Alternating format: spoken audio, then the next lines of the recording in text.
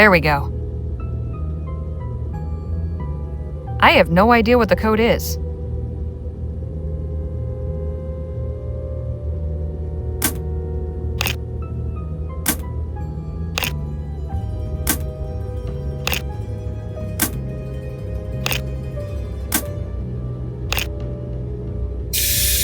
Guess I pressed too many.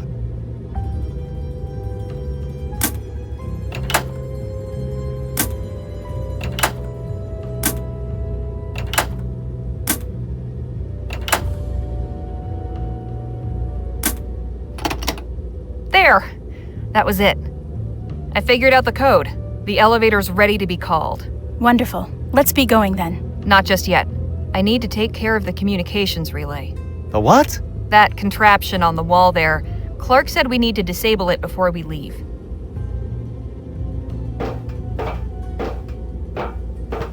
It's the communications relay. We need to disable it before getting Clark out of here.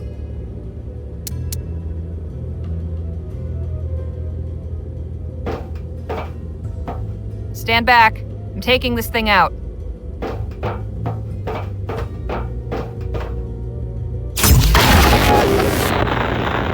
Whoa!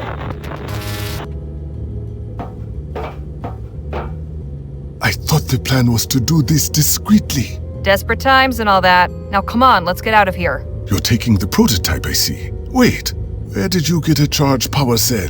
We only charged one up, and we used it in the demonstration. I hooked this one up to the etheric generator. You what? That's incredibly dangerous. That kind of unfiltered surge would leave the power cell completely unstable. Unless it's discharged within the next, 20 minutes. It will explode. Oh, we'll have to worry about that later. Let's get back topside before your assistants figure out what's going on. If that power cell starts glowing white, you had better let me know quick.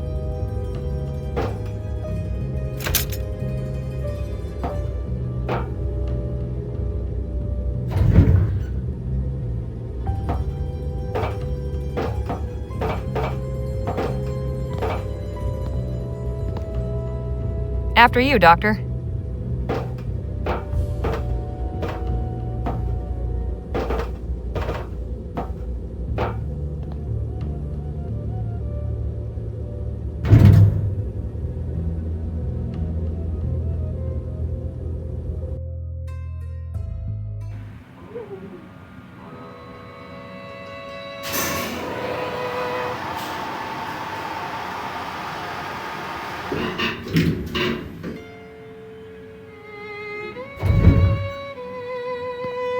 Hold it right there.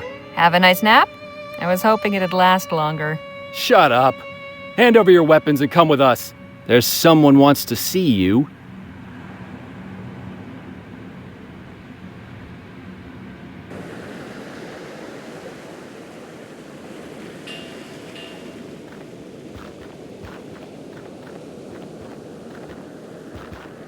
Taking some air, Dr. Clark? Kindly stand over there if you would. You three, up against the wall.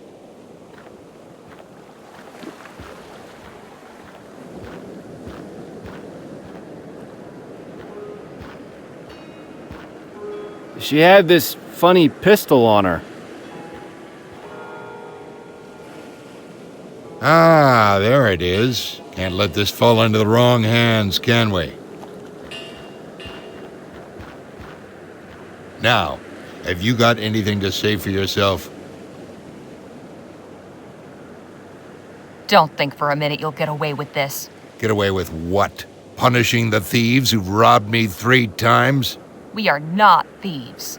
No, you raided my supply wagon, broke into my private room, took my key card from my safe, and stole my etheric pistol. If you're not thieves, you should consider taking it up. You're naturals. We were tasked with finding Dr. Clark. Everything we did was necessary to that end. Now, I hardly think that's true.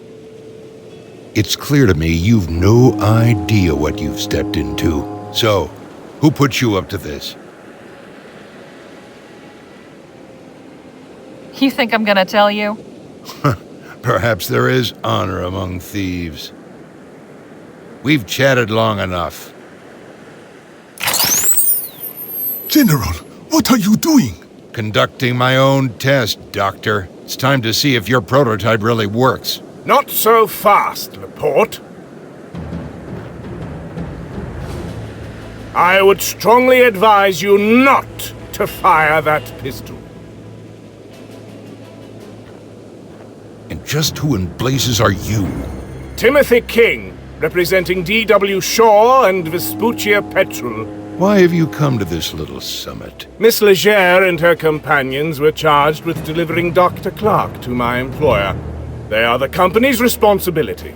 I'll have to insist you stop interfering with our agents and let them go. You can't be serious. I am.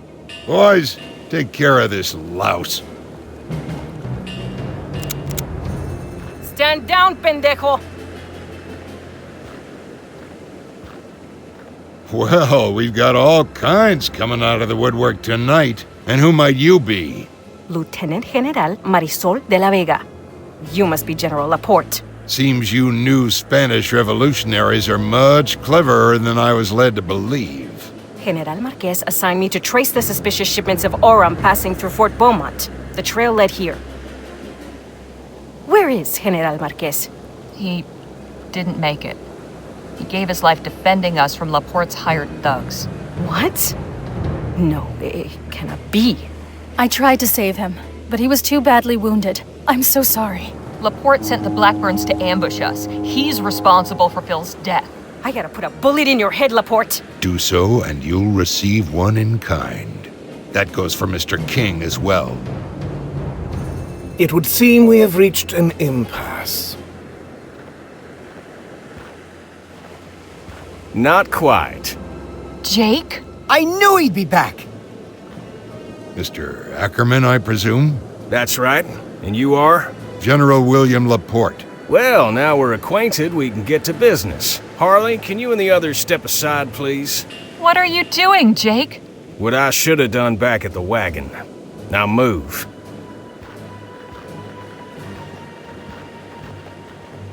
General Laporte, I challenge you to a gentleman's duel. Oh, please. Is the sad old washed-up cowboy that desperate for one last chance at glory? No. He's looking for one last chance to do right by his friends. Now draw.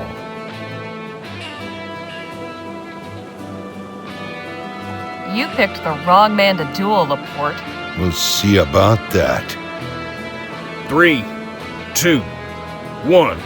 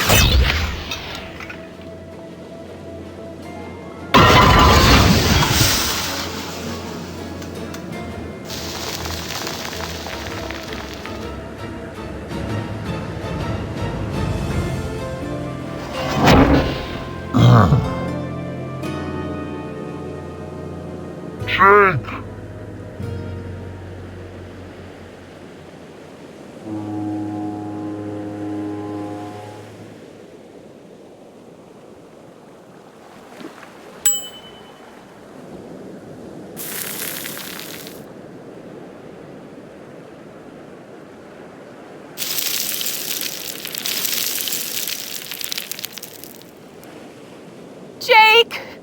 No! yourself, cobarde! Miss Leger, are you unharmed? I think so.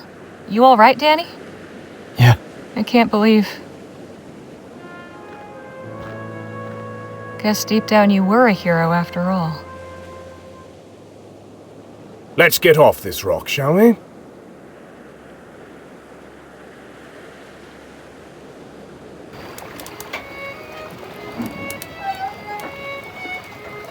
Thanks for your help back there, Lieutenant General.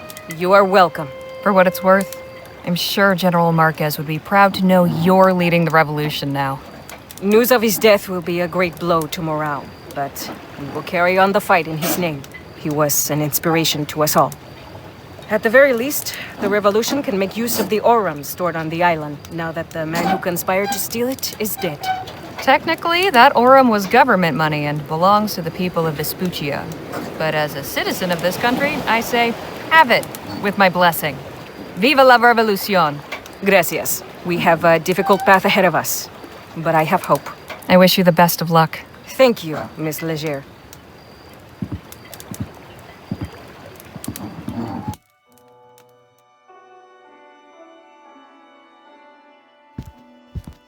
We're back, ma'am. I assume everything has been taken care of? All loose ends have been tied. Splendid. Send them in.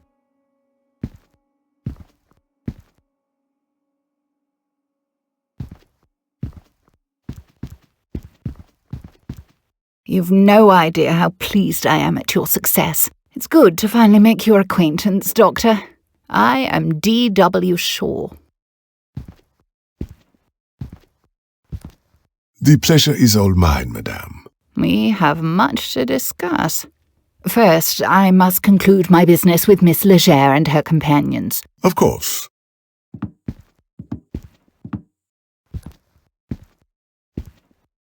You've been through a great deal. I cannot thank you enough.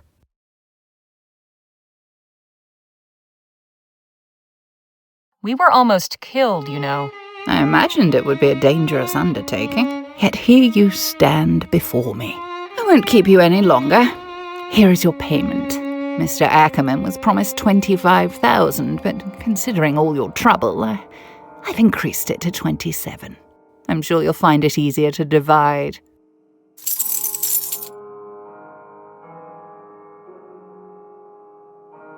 Thank you, Mrs. Shaw.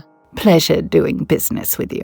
Before you go, I made some inquiries and learned a few rather compelling things about General Laporte. I could share the information if you like. Go on, then. It seems General Laporte was a staunch supporter of Mr. Atwood's trade party, quite vocal about his desire for the advancement of steam tech and etheric research.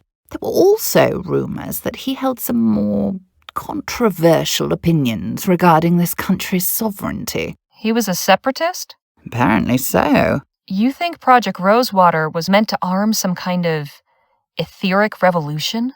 I am merely relaying the information I've learned. Anything beyond that is pure speculation. The only person with knowledge of Laporte's motives is the man himself. And that information died with him.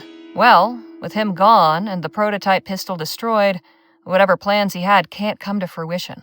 For now, yes. But I can tell you one thing about this world. It is rare that one accomplishes anything of note alone. We should get back to our hotel. It's been a long night. Indeed. Goodbye, Miss Leger. I hope you and your friends enjoy the rest of your time in El Presidio. And thank you, Miss Leger. I appreciate your facilitating this new opportunity. Best of luck to you, Dr. Clark. This was all very enlightening.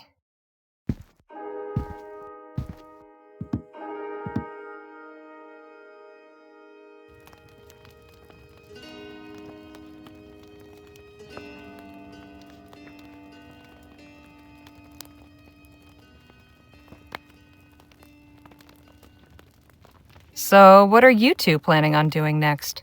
I'm honestly not sure. But I think I will apply for a medical license after all. I may go back to the San Bernardo Valley, or I may stay here on the coast. It's something I'll have to discuss with Lola. What about you, Danny? I'm not really sure. Suppose it wouldn't be such a bad idea to visit my folks. It's been too long.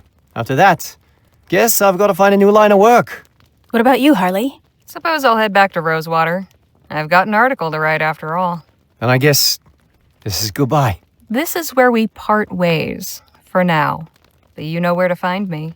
And you can be damn sure I'll write back. I'll see you both around. It was a real pleasure traveling with you. So long. Goodbye, Harley.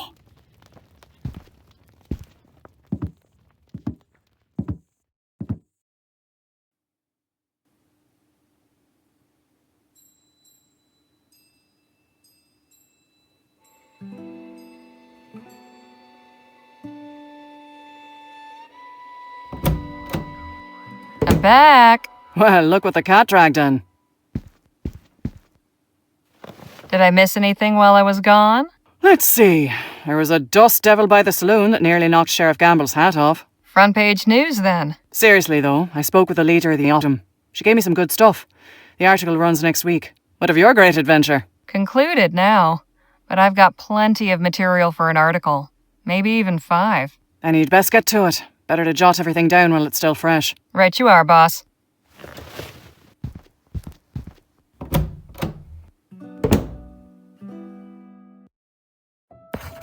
They say the end of every journey marks the beginning of another. If there's any truth to that, this writer hopes the next one is decidedly duller. My companions and I set out from Rosewater and traveled across the Vespuccian frontier, encountering bandits, rebels, visionaries, eccentrics, and many more friends and foes. We were led to believe that our quest was for Dr. Bennett Clark's missing fortune, but as it turned out, we were on the trail of the very man himself.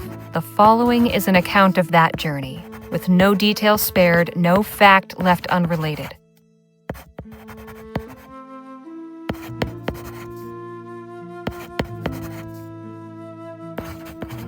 And so at the journey's end, you may ask yourself, dear reader, what of the main players in this saga? Danny went home to a happy reunion with his parents. He says he's hung up his pistols and retired from gunslinging, with the intent of pursuing a culinary career. I said I'd be a regular if he ever opened a restaurant. I shall have to honor that promise should it come to pass. Nadine Redbird has begun the process of obtaining her medical license. She tells me she plans to convert Lola Johnson's wagon into a kind of mobile clinic, traveling the frontier helping those in need. It will be a welcome change from the usual traveling merchants hawking miracle cures. I can think of no one more qualified to dispense medical care. As for Miss Johnson, this new business venture will hopefully be more to her liking. At the very least, she now sets her own course, rather than bending to the whims of her clients. Miss Johnson and I never much saw eye to eye. She probably wouldn't even have liked me writing that, come to think of it. Still, it's reassuring to know that she has found some happiness with Nadine. I would be remiss to neglect mentioning our dearly departed friend. Phil Marquez was a great man.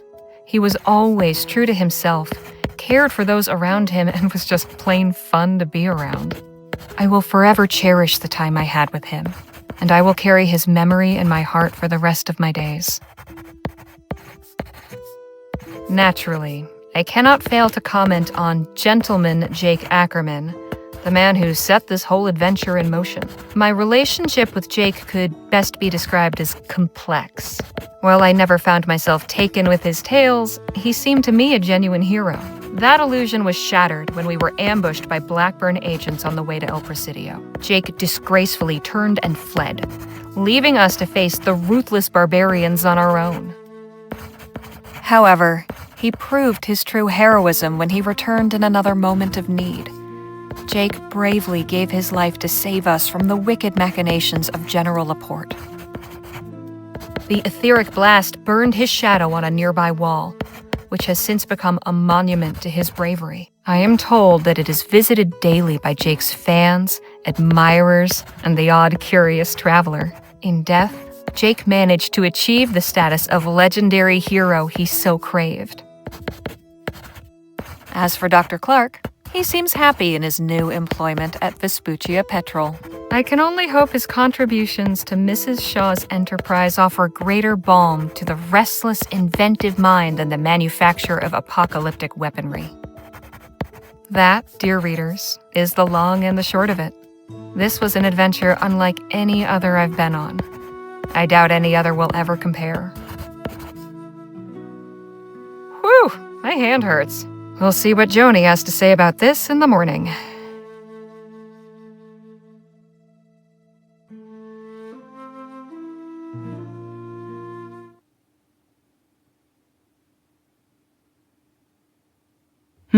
Well, what do you think? You want my honest opinion? Yes, of course I do. It's good. Very good. It's great, actually. There's just no way on God's green earth we can print this. Why not? Secret underground laboratories, government conspiracies, special projects to develop etheric weapons. No one will believe a word of it. Not to mention you name some very powerful and important people who'd have me locked up for libel with a snap of a finger.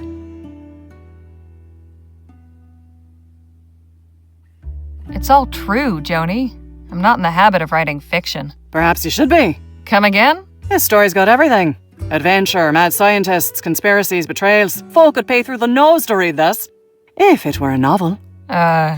Novel? Sure. All you have to do is change the names, do a little narrative restructuring. You can even say it's based on actual events. That way we're off the hook if anyone's feathers get ruffled. What do you think? A whole book, huh? Trust me, I have a nose for these things. This one smells like a hit. You're sitting on a pile of aurum. All right. I'll do it. Excellent. Now all we need's a title. That's your job, isn't it? Suppose it is. It needs to be something catchy. Something simple yet evocative. Something like...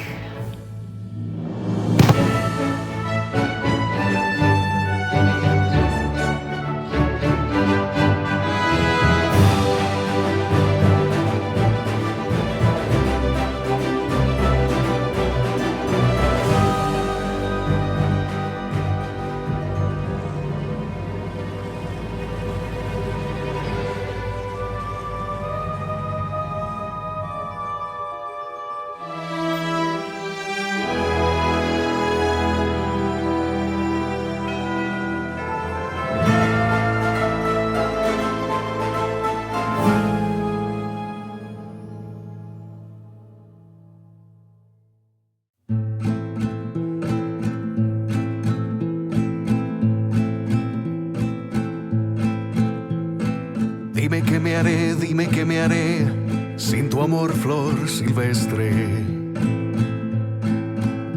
Si los días no me pertenecen desde que crucé tu jardín, si tu aroma mi alma carece, pierdo el deseo de vivir. Y cuando volveré, a mis brazos tenerte. Si estando libre tú eres feliz, cuando nadie tu paso detiene, la distancia no se compadece de estos ojos que sufren por ti. Y vivo la ilusión de que un día regreses. Entre abrazos y caricias confieses que no hay vida sin mí. Y dime qué me haré sin tu amor, flor silvestre. Si los días no me pertenecen desde que crucé tu jardín, si tu aroma mi alma carece, pierdo el deseo de vivir.